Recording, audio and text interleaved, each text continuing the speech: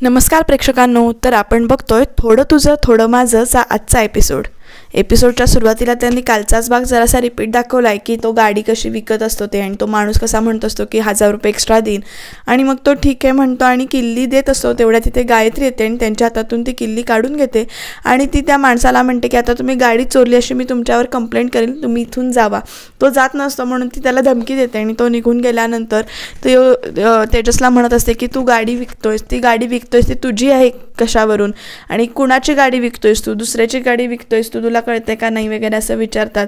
तो माणूस इथे आधी जरा बघतच उभा असतो की ह्यांचं नेमकं काय चाललंय. ते जी गाडी तुझी नाही ती तू विकतोस कसं, दिनेश तू त्याच्यासाठी गाडी दिली होतीस का असं ती विचारते इकडे गायत्री. तर तो माणूस जात नाही आहे, त्यामुळं तो गायत्री चिडते आता आणि म्हणते की तुम्ही जावा, आम्हाला गाडी विकायची नाही. आणि नंतर शेवटी तो माणूस निघून जातो. तो माणूस निघून गेल्यानंतर इकडे तात्यासाहेब येतात आणि गायत्री त्यांना म्हणते की तुमचा मुलगा काय करतोय बघा, इथे काय करायला निघाला होता ते बघा, जी गाडी आपली नाही आहे ती गाडी तो विकायला निघाला होता असं म्हणून तो तिथे सांगत असते. आणि तो म्हणतो की मशीन विकायची नाही, मशीनचा लिलाव करायचा नाही, कसा मशीनचा लिलाव होतोय ते मी बघतोच वगैरे असं तो म्हणत असतो. आणि तो बोलताना हात वगैरे उगारतो, धमकी दिल्यासारखं बोलतो आणि त्यांचं बोलणं चालू आहे म्हणजे तेजस सांगतोय की मशीन विकायचं नाही वगैरे आणि तो हात वगैरे उगारल्यानंतर ना तात्यासाहेब चिडतात तेजसवर आणि तो त्याला थोबाडीतच मारतात डायरेक्ट आणि बिचारा उगीचच मार खातो. आणि तात्या म्हणतात की तू मध्ये काही बोलायचं नाहीस, चोरी केलीस तू स्वतःच्या घरातच आणि तू घरात म्हणजे तुझ्यामुळे हे सगळं घडतंय असं वगैरे ते म्हणतात, धमकी द्यायची नाहीस तू आणि जे काही चाललंय ते बघत राहायचं नुसतं असं म्हणून सांगतात. आणि इकडे गायत्री पण अशी खुनशी असते, तिला बरं वाटतं की तात्या त्याला तेजसला थोबाडीत मारतात ते. आणि ते गायत्री म्हणते की ज्या माणसाला घराबाहेर काढले त्यानं घराच्या गोष्टींमध्ये दखल घ्यायची नाही असं वगैरे तिथं म्हणते. आभा आणि आईला मात्र डोळ्यात पाणी आलेलं आहे आणि तात्यासाहेब मात्र चिडले, त्यांचा जळफाट म्हणजे चिडचिड होते, साहजिकच आहे ना, जी मशीन त्यांनी जीवापाड जपली आहे, खूप त्याला इतिहास आहे आणि ती मशीन लिलावात जाणार आहे आणि त्याला कुठेतरी कारण हाच आहे, कारण ह्यानं चोरी केली आहे ही गोष्ट त्यांना खूप लागलेली आहे, स्वतःच्याच घरात त्यानं चोरी केली ही गोष्ट त्यांना लागली आहे. ते अक्षरशः हात जोडतात त्याच्यासमोर आणि ते आत निघून चाललेले असतात. तोपर्यंत गायत्री त्यांना थांबवते आणि उद्याचा लिलाव कोण रोखू शकणार नाही असं म्हणून इथे सांगते. आणि छायाला ती हाक मारते, छाया लगेच आले म्हणून तयारच असते आणि छाया तांदूळ सुपारी टोपी घेऊन येते. गायत्री तात्यांना टोपी घालते, त्यांना हातामध्ये तांदूळ देते, सुपारी देते आणि म्हणते उद्याच्या सोहळ्याचं तुम्हाला खास आमंत्रण, उद्याचा मशीनचा लिलाव कोणीही रोखू शकणार नाही आहे. बिचारे तात्या त्यांच्या जीवावर काय बेतत असेल ना, म्हणजे त्यांची भावनिक अवस्था जी काही आहे ते आपण सांगूच शकत नाही आहे. तोंड दाबून बुक्क्यांचा मार म्हणतात ना, त्या प्रकारे असं इथे त्यांचं अवस्था चालू झालेली आहे असं मला वाटतंय. तुम्हाला काय वाटतंय ते कमेंटमध्ये नक्की सांगा. तर इकडे ती विचारत असते काहीतरी छायाला की नेमकं काय म्हणायचं आहे ते, तर तेवढ्या ती म्हणते की आमंत्रण वगैरे असं काहीतरी म्हणते आणि तुम्ही उद्या या, उद्याच्या मशीनच्या लिलावाच्या सोहळ्याला तुम्ही उपस्थित राहा, लिलाव होईपर्यंत कुणीही इथनं हलायचं नाही आहे, प्रत्येकाने इथे उपस्थित राहायचं असे ती सगळ्यांना ऑर्डरच सोडते. तर इकडे केकवर जी प्रिंटिंग करायची आहे म्हणजे जे काही चित्र द्यायचं आहे केकवर त्याचा फोटो इकडे आलेला आहे आणि तो सांगत असतो की फोटो आलेला आहे मला. आणि फोटो बघितल्यानंतर तिला आठवतं की मशीन आपल्याला प्रभूंच्या घरात वगैरे द्यायची आहे का, कारण ही प्रिंटिंग मशीन त्यांची आहे तिला माहिती आहे. आणि तिला म्हणजे शंका येते की ती विचारते केक मी करते हे गायत्री मॅडमना माहिती आहे का, गायत्री मॅम तुझ्या मॅडम आहेत का वगैरे असं ती विचारते. आणि इकडे मनू पण म्हणत असते की ताई म्हणजे त्यांनी ते कॉलेजमध्ये गेले होते तेव्हा बघितलं होतं, त्या खूप भयानक आहेत, त्यांना माहिती आहे का ताई केक करते ते. तर हा म्हणतो की नाही मी माझ्या रिलेटिव्ह आहे तसं सांगितलं होतं. महिला टेन्शन येतं की आता ताईचा केक त्यांना आवडेल का वगैरे असं ती म्हणत असते. तर लगेच म्हणजे मानसी तिला सांगते की सारखं निगेटिव्ह बोलू नको, हा केक त्यांना आवडेल आणि आपली केकची ऑर्डर पूर्ण होईल असं ती इथे सांगत असते. आणि केक नक्की छान झालाच पाहिजे असं म्हणून इथे ती म्हणते की आपला केक नक्की छान होईल आणि तू काहीही निगेटिव्ह बोलू नकोस, आपण उद्याचा केक हा चांगला करूनच त्यांच्याकडे ते पोचवूया, गायत्री मॅडमकडे पोचवूया आणि कदाचित त्यांना आवडेल सुद्धा केक असं ती म्हणते. सगळ्यांच्या चेहऱ्यावर इथे स्माईल येते तिच्या या विचाराने की पॉझिटिव्ह दाखवले. आणि तेवढ्यात नाही ते तेजस दिसतो, तेजस आलाय असं तिला वाटतं आणि मिस लकी चार्म तुम्ही केक करताय ना मग चांगला होणारच. मग ती म्हणते असा चांगला की असा चांगला, म्हणजे एका हाताने छान मोर करून दाखवते का दोन्ही हाताने चांगला, तर तो म्हणतो की दोन्ही हाताने. आणि ह्यांना प्रश्न पडतो की नेमकी कुणाशी बोलते, ते तिला हलवतात, अरे तू कुणाशी बोलतेस, तर ती म्हणते त्यांच्याशी मावशी असं म्हणून समोर बघते, तोपर्यंत तिला कळतं की आपल्याला भास झाला आणि ती कुणाशी नाही म्हणते आणि इकडे हसते आणि केकची तयारी ती चालू करते.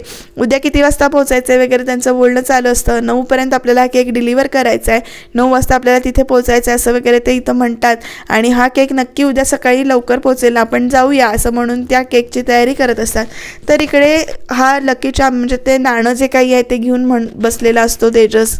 तो सॅड झालेला असतो आणि म्हणतो की आता काहीच शिल्लक नाही राहिलं आहे माझ्याकडे आणि तू आहेस खरं, तुझा काही उपयोग होणार नाही आहे. नेमकं असं सगळं होणार आहे का, म्हणजे मशीनचा लिलाव होऊ द्यायचा नाही आहे आणि काय करता येईल. तेवढ्या तिकडे ना आभा येते, पैसा म्हणजे डबा घेऊन येते, त्याच्यात पैसे आहेत ते आपल्याला नंतर कळेल की ती डबा घेऊन येते आणि म्हणते की दादा मशीनचा लिलाव होणारच काय वगैरे असं ती बोलते.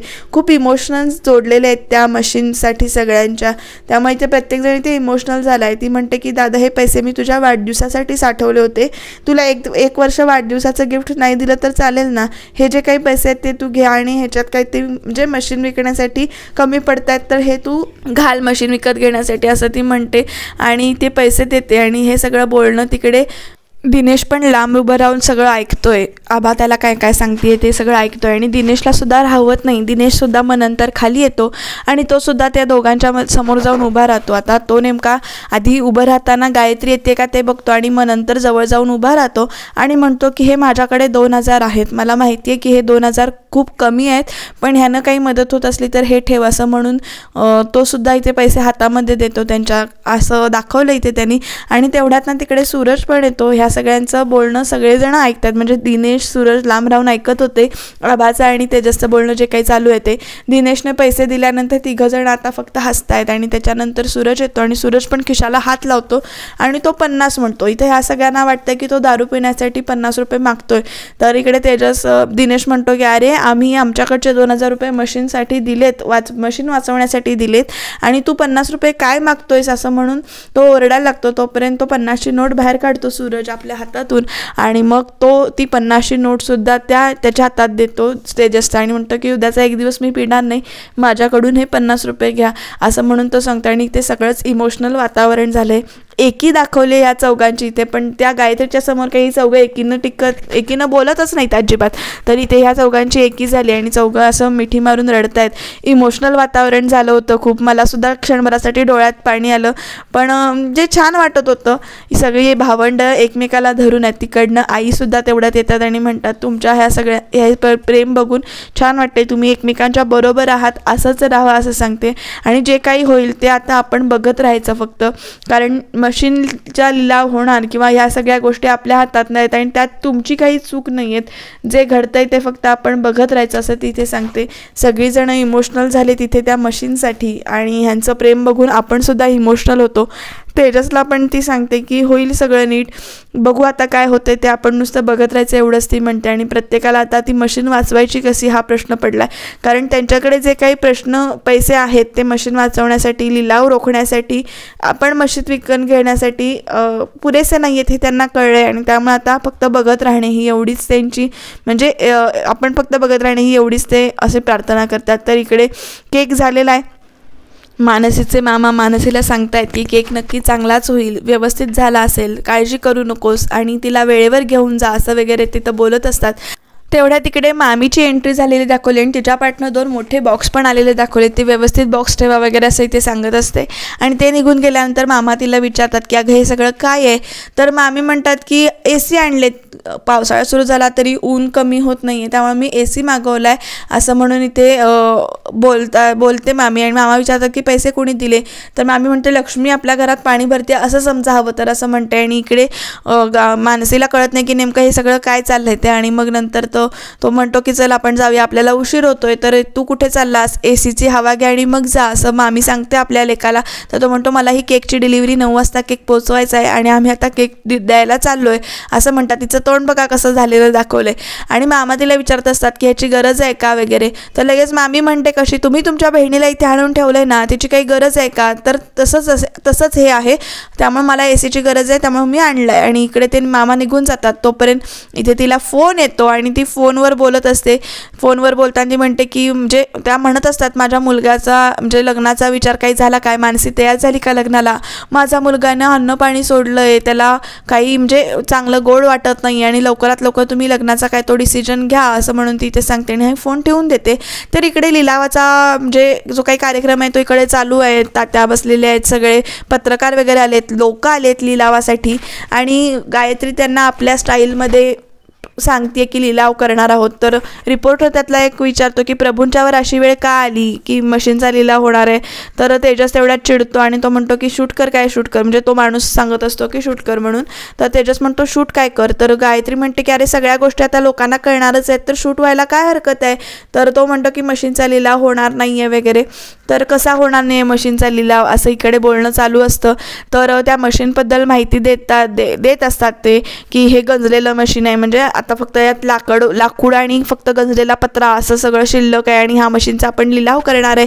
या मशीनचा जरी हे गंजलेलं वगैरे असेल तरी या मशीनला एक इतिहास आहे आणि तो इतिहास इथे कुणाला माहिती आहे का. तात्या इथून उठून जात असतात तोपर्यंत त्यांना थांबवते आणि इथेच बसायचं म्हणून खुणेनं सांगते.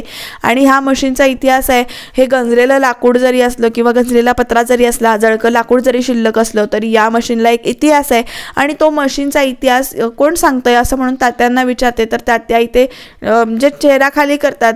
तेजसला विचारते तू सांगणार आहेस का आता तुझी बोलती बंद झाली असं म्हणून इथे सगळी त्याला डिवचत असतात. मशीन मात्र इथे दाखवताना म्हणजे दाखवली आहे आणि मग त्यानंतर सगळे इथे इतिहास वगैरे माहिती आहे का वगैरे विचारलं जातो. गायत्री मुद्दामून इथे जखमेवरची म्हणजे जखमेवर मीठ चोळण्याचा प्रकार आहे ना तसं टोमण्यानं बोलत असते इथे सगळ्यांशी. आभाला सुद्धा ती विचारते की तू सांगतेस का गं. तर ती आधीच रडायला लागलेली असते त्यामुळे तिची मान अशी खाली घालून ती बसली आहे आणि सगळे खूप मोठा इतिहास आहे असं वगैरे खुणेनं वगैरे सांगते ती. आता नेमका इतिहास काय आहे हे कुणालाच इथे माहिती नाही आहे आणि तोपर्यंत इकडे मानसीनं एंट्री घेतली बरं का की गायत्री मॅडम मी सांगू शकते या मशीनचा इतिहास काय आहे तो. आता मानसी नेमकं या सगळ्यामध्ये नेमकं काय करणार, मशीनचा लिलाव व्हायचा थांबणार आहे का किंवा मानसी कशी माहिती सांगणार आहे त्या मशीनची, कारण ती मशीन खरंच म्हणजे इतिहासकालीन मशीन असल्यामुळं नेमकं काय सांगणार आहे ती आणि कसा हा लिलाव थांबतोय का लिलाव होतोय हे बघण्यासाठी तुम्हाला चॅनलला नक्की सबस्क्राईब करावं लागेल. मला इतिहास माहिती आहे असं ती म्हणते आणि ह्याला कळत नाही आहे मिस लकी चामचा आवाज. मग तो मागे वळून बघतो, मिस लकी चाम इथे काय करतायत हा प्रश्न तेजसला पडला आहे आणि इथे उद्याच्या भागामध्ये आपल्याला ते मानसी ओरडून सांगते की मी लग्न करणार नाही आहे. तर मामी तिला घराबाहेर ढकलते आणि नेमकं तिला तेजस इथे सावरतोय. हे मात्र एक चांगलं असतं, हिरोईन पडायला लागली की हिरोईन वाचवतो. तुम्हाला काय वाटतं ते तुम्ही कमेंटमध्ये सांगा आणि चॅनलला सबस्क्राईब करा.